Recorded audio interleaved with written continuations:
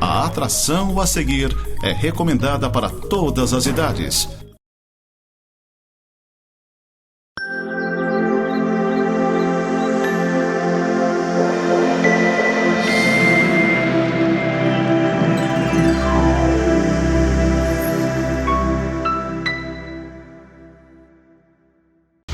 Olá, seja bem-vindo ao programa Semeando para a Vida Eterna. Este é o programa da Igreja Presbiteriana de Lages.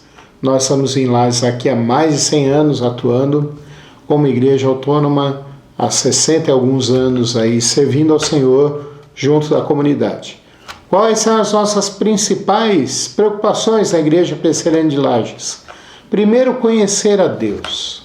Nós cremos que podemos conhecer a Deus estudando a sua palavra. Então a gente estuda a palavra de Deus, tentando entendê-la como ela foi falada para aquela época e como a gente pode tirar princípios para nós hoje. Segundo, nós entendemos que precisamos crescer na graça, na fé e no amor. Então, a segunda coisa que nós entendemos é que nós precisamos de Jesus Cristo e precisamos crescer para a honra e para a glória de Deus. Diante disso, nós cremos que também Deus não nos fez para cada um viver no seu canto, mas para nós vivermos juntos, para a honra e para a glória de Deus. Então nós somos uma igreja que propomos laços de amizades, propomos laços afetivos, onde que nós podemos ter amigos e podemos ser uma família na fé. Terceiro, nós cremos que devemos levar Jesus Cristo para outras pessoas, porque se Ele nos salvou, se Ele nos ama, se Ele nos transforma, nós também devemos fazer isso, levar essa boa nova de Deus para a vida das pessoas. E quarto, nós cremos que devemos ensinar os outros a viver segundo a palavra de Deus. Essa é a Igreja Presbiteriana de Lages. Ela está ali na Rua Fausto de Souza, número 353, no centro de Lages. Você é nosso convidado para estar junto com a gente. Hoje eu queria compartilhar com vocês um texto que está ali em Gênesis capítulo 50, dos versículos 19 e 20. E eu quero compartilhar com vocês esse texto e quero que você preste atenção na leitura desse texto. Respondeu-lhes José: Não temais, acaso estou eu em lugar de Deus? Vós, na verdade, intentastes o mal contra mim. Porém, Deus o tornou em bem, para fazer como vedes agora, que se conserve muita gente em vida. Vamos orar? Senhor nosso Deus e Pai, nós queremos te agradecer, porque Tu és bom, Senhor Deus, e a Tua misericórdia não tem fim. Queremos, Senhor Deus, te engrandecer, reconhecendo que só Tu és Deus. Foi Tu que criaste os céus e a terra, foi Tu que nos formou, foi Tu, Senhor Deus, que fez com que nós tenhamos vida e possamos respirar dia a dia. É o Senhor, Pai Santo, que tem trabalhado no nosso coração. É o Senhor quem tem nos dado, Pai Santo, energia para trabalharmos. É o Senhor que tem feito muitas coisas, Pai. Queremos te implorar e te suplicar que o Senhor nos abençoe agora, iluminando os nossos olhos, fazendo com que a gente compreenda a Tua palavra. Acalma o meu coração, acalma o coração das pessoas que estão assistindo esse programa, Pai. É a nossa oração em nome de Jesus Cristo. Amém. Eu não comentei esses dias, mas é sempre bom lembrar. No mês de agosto, exatamente no dia 12 de agosto, nós comemoramos 165 anos da Igreja Presbiteriana no Brasil. O primeiro missionário presbiteriano chegou ao Brasil no dia 12 de agosto de 1959. E nós estamos aí comemorando aí esses 165 anos de Igreja Presbiteriana do Brasil para a honra e para a glória do nosso Deus. Eu queria fazer uma pergunta para você, que eu quero que você responda. Você tem uma boa memória? Eu antigamente falava que eu tinha uma boa memória. Chegava até a ser meio arrogante sobre isso. Porque eu falava assim, não, eu tenho uma boa memória e guardo muitas informações e muitas coisas. Chegava até a pensar que eu tinha memória fotográfica. Isso é bom, mas depois eu percebi que a memória não é tão boa assim como eu pensava que era. Porque na realidade nós fazemos uma seleção de fatos para lembrar. Nós lembramos muitas vezes de fatos bons que marcaram a nossa vida. Lembramos de alguns fatos tristes que marcaram a nossa vida também. Mas depois a gente vai apagando muita coisa que aconteceu. E ao apagar essas muitas coisas que aconteceram, a gente começa a ver e perceber que ainda falta muito para a gente ter uma boa memória. José aqui, ele tinha uma boa memória. José aqui se lembrava do que tinha acontecido com ele. E o que tinha acontecido com ele não foi coisa pequena, não foi fácil. Alguns programas atrás eu falei sobre como que Deus abençoou José, mesmo ele estando preso no cárcere. Deus fez com que a sua bênção estivesse lá.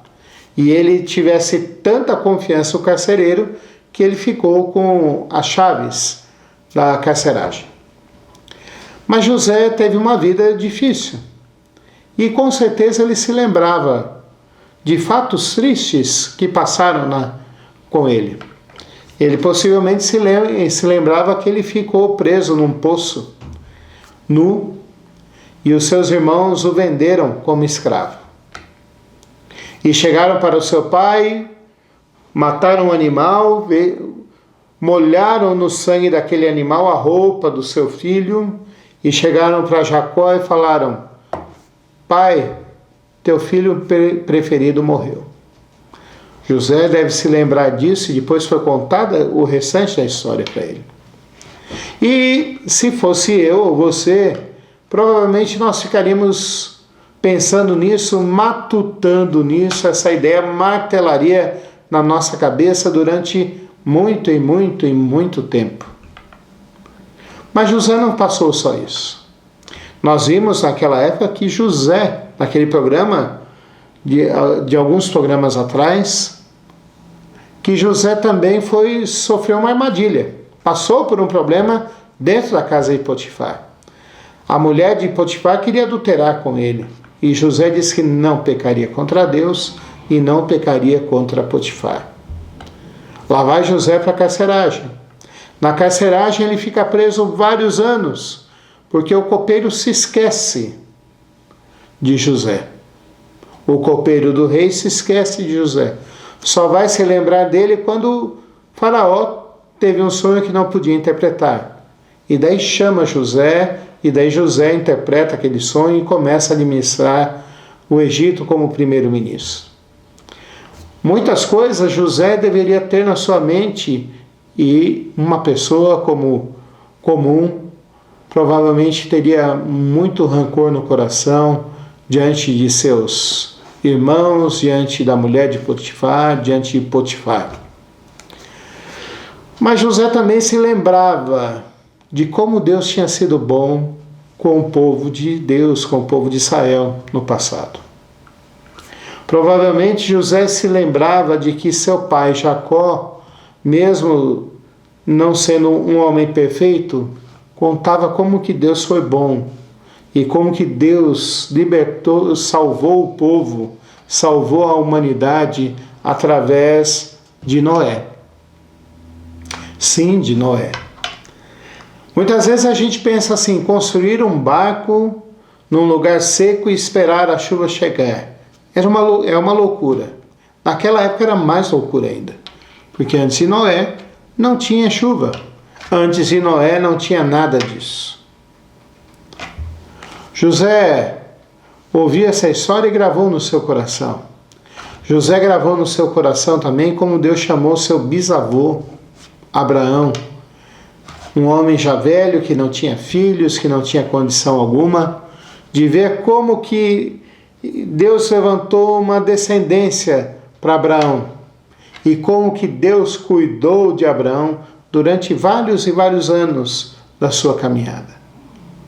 José também deve se lembrar e deveria ouvir do seu avô Isaque, como que Deus cuidou de Isaque nas suas peregrinações e como que Deus abençoou Isaac.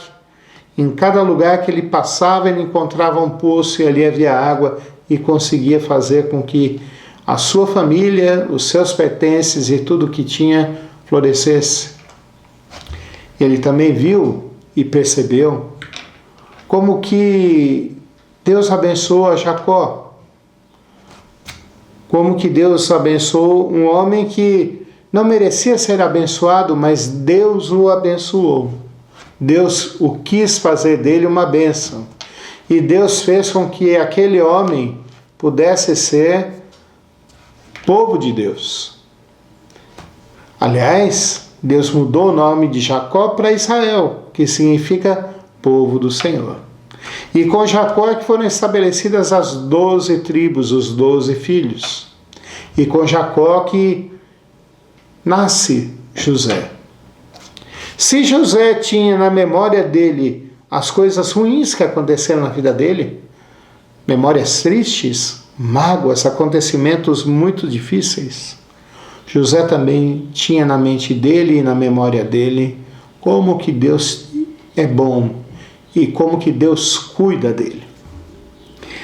Esse momento, esse texto que nós lemos, acontece logo depois do enterro de Jacó. Seus irmãos se lembram do que fizeram. Se lembram de que José agora, com a morte do pai, poderia matar a todos eles. E chegam para José e falam assim: o pai pediu para você nos perdoar. E José chega e fala assim: eu estou no lugar de Deus? Não, eu não estou no lugar de Deus. Quem vai fazer a vingança, quem vai cobrar tudo isso, não sou eu. Quem tem autoridade para fazer isso é Deus. Mas eu não tenho autoridade para isso. Isso faz com que a gente comece a repensar o nosso jeito de viver. Porque muitas vezes a gente distorce um versículo bíblico que está nos 5 primeiros livros da lei e interpreta do nosso jeito. Olho por olho, dente por dente. E nós dissemos que tem que ser assim. E é triste quando a gente pensa tem que ser assim. Porque quando nós pensamos desse jeito, desse modo de vida, nós queremos destruir quem fez algum mal para nós. E José aqui nos ensina que quem pode fazer isso é somente Deus. E que diante de todo o mal que ele passou, ele tinha entregado tudo isso para Deus. E não iria se vingar dos seus irmãos. Mas José diz mais ainda. No versículo 20 ele fala assim: vós, na verdade, intentastes o mal contra mim, porém Deus o tornou em bem. Aqui a gente vê as duas memórias, as duas coleções de memórias de José se unindo para formar um grupo só e um novo conceito na cabeça de José. As coisas ruins, os problemas que ele passou, as aflições que ele passou, estão aqui quando ele fala assim: vós intentastes o mal contra mim. José não passa como se fosse desapercebido. José não dá uma de desentendido. Ele chega para os irmãos e fala: olha, vocês fizeram um mal muito grande contra mim. Eu até hoje sinto o que vocês fizeram. Mas Deus transformou em bem isso tudo. Lembra-se que eu falei que na cabeça de José tinha as memórias ruins, mas tinha também a memória de como Deus cuidou da sua família e da humanidade desde o princípio. E José agora une as duas coisas e diz: mas Deus transformou em bem. E aqui eu quero pensar contigo, pensar com você que está me ouvindo, seja na televisão, seja no canal do YouTube, seja na tua casa, seja no seu celular, seja no carro, você ligou lá e está ouvindo como um podcast. Eu quero começar a pensar com você sobre que todas as coisas que Deus faz refletem quem Ele é. E a Bíblia fala que Deus é benigno. O que significa dizer que Deus é benigno? Significa dizer que todas as coisas que Deus faz é visando o bem. Pastor Paulo, tem coisas que eu não consigo perceber isso. Tem coisas que são difíceis a gente perceber que há um bem por isso. José se vira e fala isso para os irmãos depois de 30 anos, gente. Quanto tempo ele não teve que amadurecer e perceber que Deus era bom e queria o bem deles. E José dá a receita aqui depois. Deus os tornou em bem para fazer, como vedes agora, que se conserve muita gente em vida. José entendeu que o sofrimento que ele passou foi para que se preservasse tanto o Egito como o povo de Israel que foi morar ali.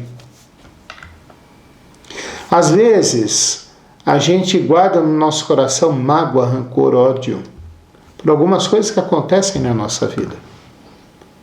Isso não é bom. Isso atrapalha o nosso viver. Espiritualmente, eu vou ficar na Bíblia, a palavra de Deus diz que quando nós não perdoamos o pecado de alguém, Deus não ouve nem as nossas orações e nós estamos condenados. Porque se eu experimentei do amor de Deus, do bem maior de Deus, eu também devo perdoar as outras pessoas. É difícil a gente parar e perceber e começar a ver algum bem na dor que a gente passa. É difícil a gente perceber no momento de dor que há algum bem para nós. Por exemplo, é difícil você perceber que numa doença em que você está hospitalizado, ali tem algum momento de bem. Mas, se você perguntar para as pessoas que estão ao seu redor sobre aquilo, depois de um tempo, talvez você comece as pessoas comecem a olhar e falar e dizer assim, olha, foi bom o Paulo ficar internado, porque eu parei tudo o que eu tinha que fazer e fiquei com o Paulo ali fazendo companhia para ele. E agora eu percebo o quanto que aquele momento foi bom para estarmos mais juntos. É isso. Todas as coisas, sejam boas ou ruins, no primeiro momento nós sentimos e ficamos aflitos com aquilo. Mas logo depois nós começamos a perceber e ver que aquilo demonstra a benignidade de Deus. Porque Deus não desperdiça sofrimento na nossa vida. O sofrimento na nossa vida, a tristeza na nossa vida, não vem de somenos. Não é como se fosse alguma coisa assim que Deus coloca sem objetivo algum. O objetivo é para que eu e você possamos crescer e estar mais perto dele. Então Deus é egoísta, pastor. Não, Deus não é egoísta. Deus sabe que muitas vezes quando a gente está tudo bem, quando está tudo bem conosco, quando nós estamos bem, estamos felizes, nós nos esquecemos de agradecer e de estar perto de quem realmente importa. Deixa eu fazer uma pergunta para ti. Quantas vezes você foi viajar com teus amigos, com teus colegas de serviço, com teus colegas de faculdade? Mas depois, quando você perdeu seu pai e sua mãe, você virou e falou assim, eu devia ter ficado com meu pai e com a minha mãe. Seria muito melhor e muito mais importante. Quando a gente está muito bem, a gente não percebe quem tem valor na nossa vida mesmo. E às vezes esses momentos representam isso e demonstram isso. Aqui, José nos ensina que a gente não deve ver só a parte ruim, mas a gente deve entender que Deus está trabalhando na nossa vida. E é essa memória que deve ficar cultivada na nossa vida. Quando eu vejo alguém que sofreu um acidente, alguma coisa assim, eu começo a pensar e perceber nela, naquela pessoa, como ela está lidando com isso.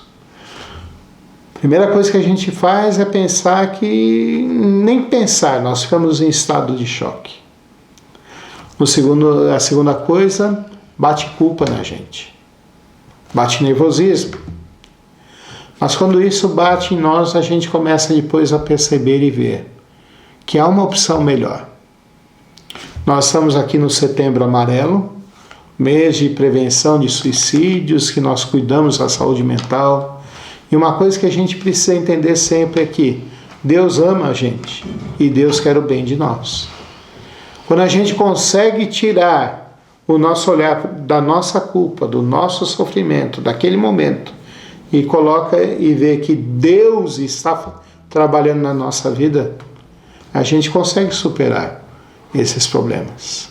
E a gente consegue perceber que nós não estamos sozinhos nesse momento todo. E eu queria orar por você. Senhor, nosso Deus e Pai, nós vimos aqui o exemplo de José, onde que ele escolheu, Pai Santo, colocar na sua memória a sua bondade e a sua benignidade. E por estar com a memória cheia disso, ele soube como lidar com aqueles irmãos. E soube entregar aquela situação nas tuas mãos e confiar que o Senhor tinha o melhor para eles. Faz com que eu e as pessoas que assistem a esse programa também entendam isso e possam viver dessa forma, Pai. Abençoa cada um que está aqui ouvindo, se tem algum problema de saúde, para tua honra e tua glória, que o Senhor o cure, Pai Santo. Se não for curar, que o Senhor dê vida para ele com qualidade, mesmo com problema. Que o Senhor afofe seu leito, que o Senhor cuide dele, Pai. Também te imploramos e suplicamos que o Senhor cuide, Pai Santo, daqueles que estão passando por problemas emocionais. Que o Senhor cuide deles, da sua saúde mental, da sua vida. Dê cura para aqueles que estão em depressão, Senhor Deus. Dê cura para aqueles que estão com dificuldade de aceitarem suas situações, Pai. Abençoa, Senhor Deus, aqueles que estão com problema na família. Dê entendimento, dê emprego para os desempregados, dê sustento para os trabalhadores, Pai. Abençoa o nosso município, faz com que consigamos eleger de maneira correta os nossos governantes, Pai. Abençoa o nosso Estado, abençoa o nosso país. É a nossa oração em nome de Jesus Cristo. Amém. Como você viu, nós pegamos os princípios bíblicos da Bíblia e colocamos no nosso dia a dia. Quero convidar você a pensar conosco. Lá na Igreja Presbiteriana de Lages, aos domingos, são os nossos trabalhos principais. De manhã, um culto às 9 horas da manhã, depois de escola dominical, que é um momento de você fazer perguntas, participar, colocarmos suas dúvidas. E à noite, às 7 horas da noite, mais um culto ao Senhor. Onde fica a Igreja Presbiteriana de Lages? Rua Fausto de Souza, número 353, no centro de Lages. Na frente do Quero Café e ao lado do Cieja, quase esquina com a Rua Correia Pinto. Você é nosso convidado para estar lá. Fique com a programação da Nova Era TV. Um abraço para ti, Deus te abençoe.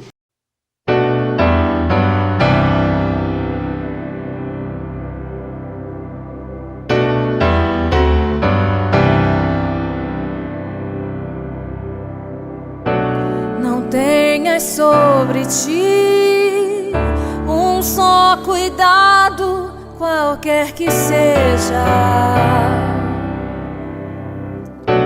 pois somente um seria muito para ti. É meu, somente meu, todo o trabalho, e o teu trabalho é descansar em mim. É meu, somente meu, todo o trabalho, e o teu trabalho é descansar em mim.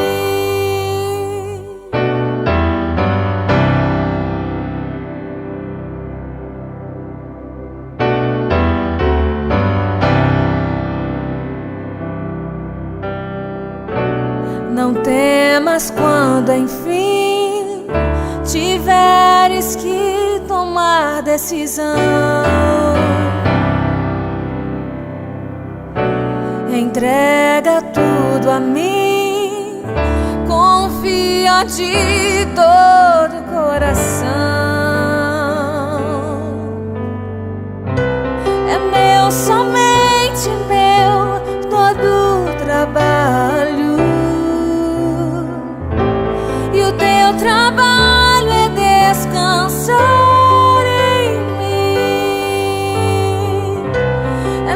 somente meu todo o trabalho. E o teu trabalho é descansar